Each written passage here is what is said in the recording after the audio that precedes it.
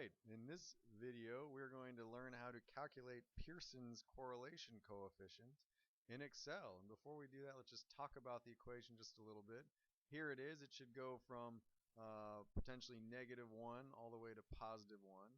And here are the pieces of it. And we're going to use the example for class exercise number 4, looking at chromium and nickel data. And so each of these rows here corresponds to a data point, and that data point we've got lead data, magnesium, manganese, iron, chromium, and nickel data, all for the same point, right? And then this is all for this same point down here. Okay, we want to calculate the correlation coefficient between chromium and nickel. That is the goal. So in this case, chromium is going to be the x and nickel is going to be the y. It's not geographic coordinates. The x corresponds to chromium, the y corresponds to nickel. So each occurrence is going to be an xi. Okay, so the chromium, this value is going to be x1. This value, 1210, will be x2, and so on. We need to figure out the mean of the chromium. So we can just do that over here. I'm just going to do a quick calculation. Chromium mean, and I'm going to say is equals to the average. Yep. And then of this guy, and close it up. Oh, I just screwed that up. Let's get this back here. It did it. Okay, that's our chromium average, and now let's get our nickel average. Okay, and this is equal to average. Actually, forget that. I can just copy this and paste it. Excellent. Okay, beautiful. So now we've got our averages for chromium and for nickel. And so to run this equation again for the Pearson's correlation guy, now we need to get the differences between, each value and that average. Okay, so let's do that now. So here's our chromium mean, and so this is going to equal this guy minus this guy, right? And that's what we've got here. Now I want to use that same chromium mean value, so I'm going to put $signs in front of this because that will kind of lock it into place, and that's what we want to do. And now to be slick, I'm just going to double click on this little black guy. Awesome. Okay, and so now this has calculated the difference between the chromium. Let me just click on one of these guys. So this is this guy minus the chromium mean. Awesome, because that's what the equation looks like. So let's do the same thing for nickel.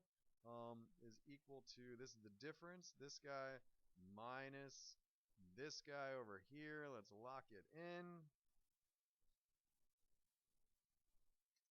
And then we will get that guy. All right, we are looking great now. Okay, let's go back to this and see what else we need. So we need to we need to multiply these guys against each other. That's going to be this xi minus mx, which is this guy, times the yi minus my, which is this guy. All right, so we need to multiply those guys together and then sum that up and then divide by the number that we have. All right, so let me actually insert another row here, and this will be I'll just call it molt, and it's going to be this guy, right, times this guy. And then we are going to bring that here. Awesome. So now we've got that information. So now this piece is all taken care of. Now we need to add these guys all up and divide by the number that we have. And okay, this is 1, so whatever we have down here, looks like there's 70. So actually there's 77 of these guys. So we can say, let's just do it out here. This is equal to the top. I'll just say the top. I can never remember numerator, denominator. This is equal to the sum of this, right, divided by 77, because there's 77 of these guys.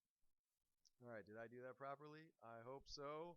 All right, we multiplied them all, we added them all up. That's what this summation sign means, and we divided by the number that there are, and that gives us this top part.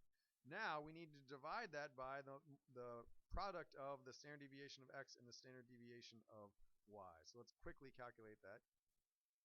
All right, so these are CR mean, and we can step this over a little bit. Okay.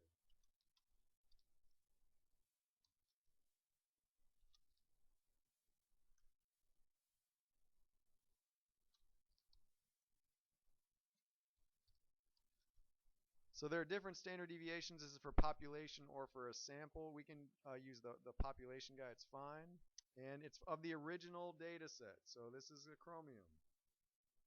All right, that's the standard deviation of the chromium. And this will be the standard deviation of the nickel. Double click, that looks good to me. Okay, so the product of these guys, again, back to get to this equation, we got the top, that's this guy. Now we need the bottom, which is going to be these two guys multiplied by each other.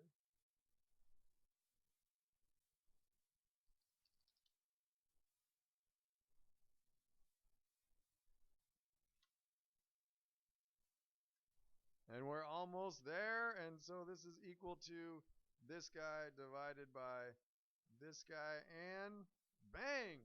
This is our Pearson's correlation coefficient between chromium and nickel for the El Bassani metallurgical complex.